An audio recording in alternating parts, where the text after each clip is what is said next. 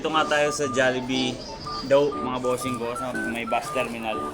Nagatid tayo ng 5 pirasong chicken pastil mga bossing. At pinagstay pa nga tayo ng customer natin mga bossing dahil kakain muna daw tayo. Yun nga mga bossing ko, umorder na nga si paring Benjo ng ating foods mga bossing. Ito pala yung order niya, 5 chicken pastil. Dadali niya sa Manila yung mga bossing kaya nag-meet up lang kami dito. So tayo sa daw. Thank you. Order na kayo ng chicken pastil mga bossing. Yung napakalakas nga ng ulan mga bossing. Sumugod kami dito sa may daw para lang ma-meet up si paring Benjo. Yan na yung order ni paring Benjo. Shout out. Napakabait ng customer natin mga bossing. So ano pang hinihintay nyo? Order na kayo ng chicken pastil. Dami naman yung order mo par.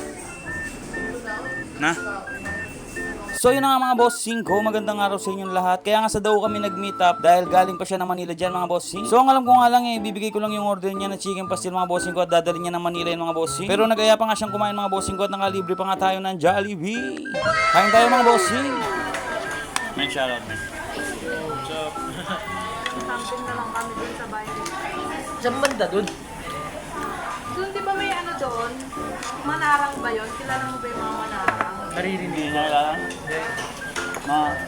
Hindi naman taga doon sa Benjo talaga eh. Doon ka lang nag-aaral, di ba? Doon ka lang pala tumambay. Taga doon ka ba? Kasi tumutambay Tambay lang tumambay kasi tambayan na rin nila Maricar yan eh. So dito nga mga bossing, tamang food trip lang ako habang nagkikwentuhan kami mga bossing ko.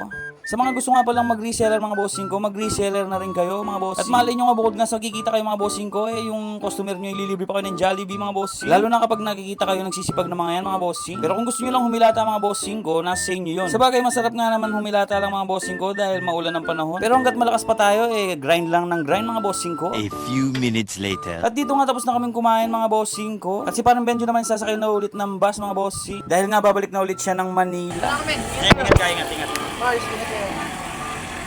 At dito nga pinag-take out pa niya yung dalawa kong anak mga bossing ko. Maraming salamat nga sa'yo paring Benjo.